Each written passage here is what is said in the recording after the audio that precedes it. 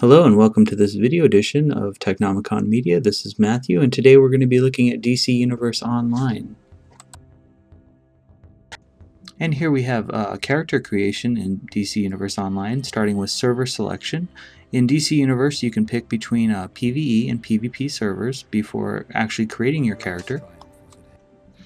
And while we wait for character creation to load, I wanted to point out that installation of DC Universe Online was pretty straightforward and a breeze. The only real snag was patching, so just be prepared for that when you install the game. Claim the exabytes and take destiny into your own hand. And here we have the character creation UI, where the player can pick the physical attributes of their playable character. Of course, you can pick between male and female, as well as body size, and of course costuming. For selecting costuming in the DC Universe UI, the player can choose between Custom, which allows complete freedom in the physical appearance, as well as Inspired By, where the player can select from a pre-existing DC comic book character for their playable character's appearance.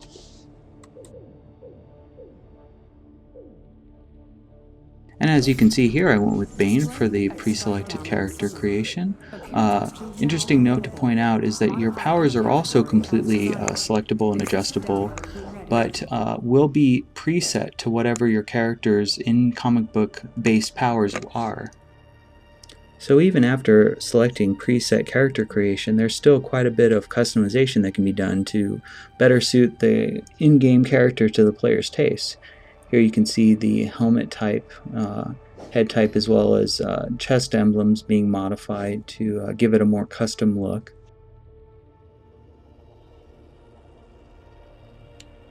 And once character creation is finalized, the only thing left to do before the player can actually start the game is naming of their in-game character. And keep in mind, this cannot be reversed or changed later as far as I could tell. So you're going to want to make sure you pick something that you're going to be quite happy with. Download successful. And here we have the in-game starting zone, as well as the newly created character. Combat in DC Universe Online begins pretty basically with left and right clicks. Left click for me was melee attack, and right click was the ranged attack. What you see in the lower center area is what's called the tray, or action bar in other games. And as you level up, you'll gain abilities that can be placed in the tray that can be accessed through number keys. The starting zone is actually the same for both villains and heroes, which I was a little disappointed with, and here you can see some more combat and actually an achievement that we'll unlock shortly. Achievements in DC Universe Online are a pretty big component, it seems. There's quite a bit of them, which I'll go into later. Here you have a very basic achievement based on strike count. And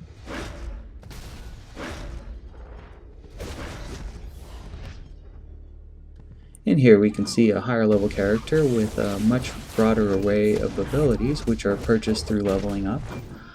You can see a turret being summoned. And this is the Powers UI, where you spend your power points.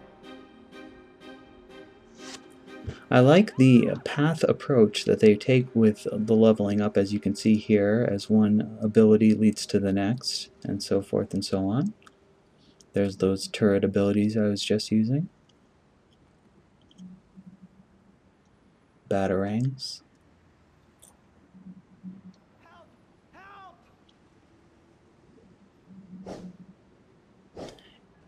Probably the most useful ability that I've purchased is the flying ability, which allows the player to avoid all enemies by merely flying through the cities, which is also a very useful way to acquire collectibles, which seems to be a pretty big component of the achievement system, as I found these small collectible icons scattered throughout every city and in almost every zone that I found.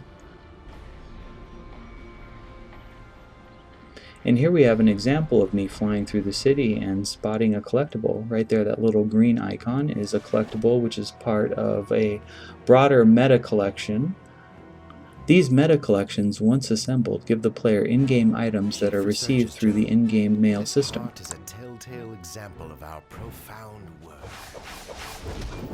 Questing in DC Universe Online is remarkably straightforward. Here you can see in the lower right hand corner is your objectives counter. This is a basic just kill count type quest where you just kill X amount of enemies. The main difference between DC Universe Online and other MMOs in terms of quest completion, as I'll show here, is that quests can be completed without returning to the quest giver, which I liked a lot.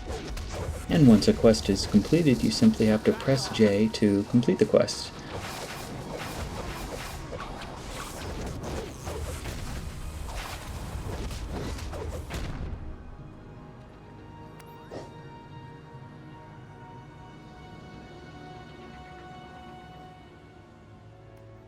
And here's a more in-depth look at the achievement tab and achievements in general. We have achievements for pretty much all facets of the game, from PvP to raid content to solo content, exploration, collections. So for players that are into being a completionist, this game will certainly have a lot of extra content for them outside of just the basic gameplay. And this concludes the video review of DC Universe Online. For more information on DC Universe Online, as well as other video game related topics and technology related topics in general, visit us at technomicon.com, and thank you for watching.